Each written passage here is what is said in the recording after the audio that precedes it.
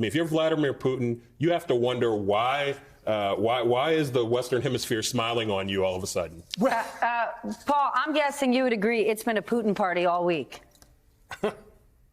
Oh, absolutely. This is a fantastic banner week for Vladimir Putin, and not just for Vladimir Putin, but our enemies around the world are celebrating. I mean, the commander-in-chief completely sold out Ukraine. And I think it's really important anytime any rational, patriotic American has a chance to speak in the media to let the world know Donald Trump does not speak for most Americans on Ukraine. Neither does J.D. Vance. Neither does Pete Hegseth. Most Americans support Ukraine. Most Americans understand that the Ukrainians are heroes and they're holding the line for democracy around the world. Most people understand that Vladimir Zelensky is a hero, a transformative leader who's been fighting for all of us and for all of us who care about freedom. And Donald Trump does not speak for most Americans, and definitely not for most American veterans who understand the stakes. And you cannot rewrite history. We will defend our honor, we will defend our country's promises, and we will defend the truth. And that includes if we have to defend it from the commander-in-chief and the president of our own country. Well, who does J.D. Vance speak for? Because Bret Stephens wrote an op-ed in the New York Times today obliterating J.D. Vance's speech at the Munich Security Conference, and he wrote this. An American vice president went to Munich to carry on about his idealism while breaking bread with those who would obliterate democratic ideals. A disgrace. What do you think about that? It's a disgrace. And Brett's column is right. But I think, this is where we really need to keep the eye on what's important, not just what's urgent. This week. Oh, my gosh. You need to say that again. We need to keep an eye on what's important, not just what's urgent.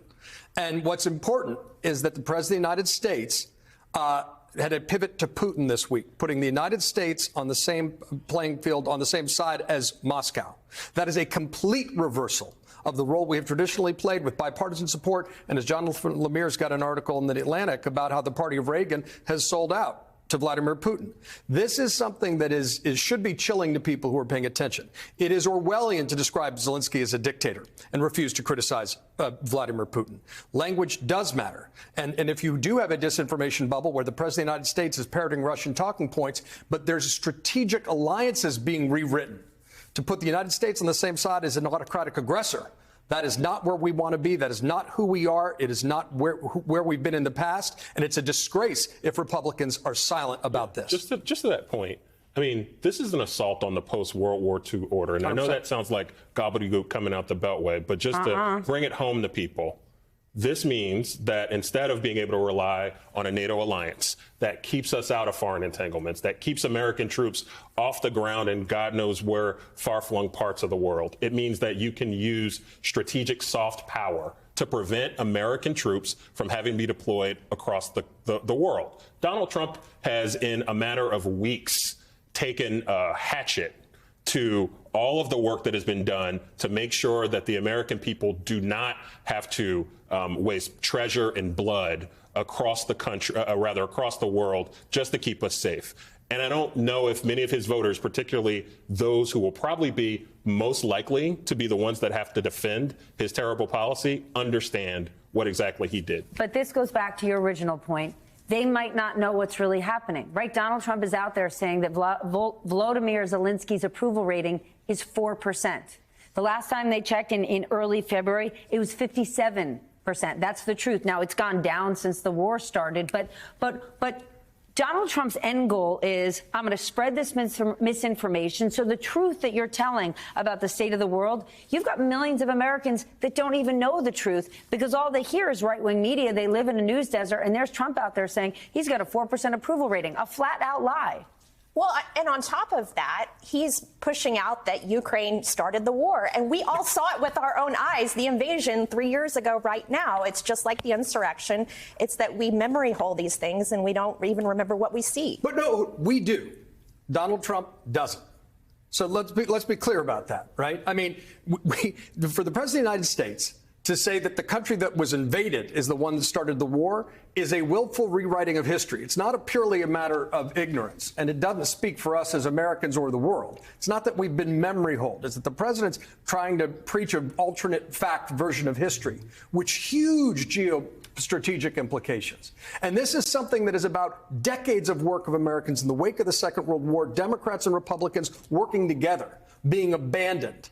And it's a lie. And this is not partisan. This is simply about fidelity to the truth. It is true that Russia invaded Ukraine. That is not open to debate or filtering through alternate facts. Well, John, I think a lot of Americans agree with you. That Quinnipiac poll that came out today that said that 81% of the American people do not trust Vladimir Putin. That means Donald Trump has taken a 20-80 issue. Really, it said only 9% believed or trusted Putin. So he is with 9% of people in a poll that trust Vladimir Putin. Donald Trump believes Vladimir Putin more than anyone else in the world. He believes it more than our own intelligence agencies. He believes it more than folks like Roger Wicker, who's the Republican chair of the Armed Services Committee. It's disgraceful, but I will say he starts at a deficit because the American people aren't with him here. Paul, take us to our NATO allies. Take us out of the United States, because the rest of the world has watched Donald Trump shift our foreign policy, which could, in fact, back to Joel's point, honestly shift the world order. And they've watched him do it with very little pushback here. Where do you think things are headed, Paul? I mean, what are our allies thinking tonight? What are they planning? They don't trust us anymore. And I think it's really important that we put a point on this. What Donald Trump is doing is victim shaming Ukraine. He's doing it because it's something he's done his whole life, and it's been very effective for him. But that's what he's doing. It's geopolitical victim shaming. And what we have to remind people is that the Russians are the bad guys and that Ukraine is the good guys. And if we side with the Russians, the world will view us, the Americans, as the bad guys. And that's what's at stake here. The world is losing confidence in America. They're losing confidence in our military. They are afraid of our leadership. And patriotic Americans who know the truth, who know who the good guys and bad guys are, need to speak up now in whatever forum you have, whether it's national media or your local coffee shop, and speak the truth and explain that America's always been the good guy, but that is at stake right now because of that man on your screen right now. You know who knows the truth? Republicans on the Hill. And lots of Republicans on the Hill are still pro-NATO, pro-Ukraine. And what it seems like publicly, they're saying, despite having these feelings, going against Donald Trump publicly will only backfire. What are you hearing on the Hill? I mean, I think there's an immense amount of frustration, but I don't know how you get any Republican to oppose Trump on anything at this point, and we'll talk about it later. But members are about to be voting against their own constituents' interests, let alone international consequences. I genuinely wonder sometimes why these people keep running for re-election.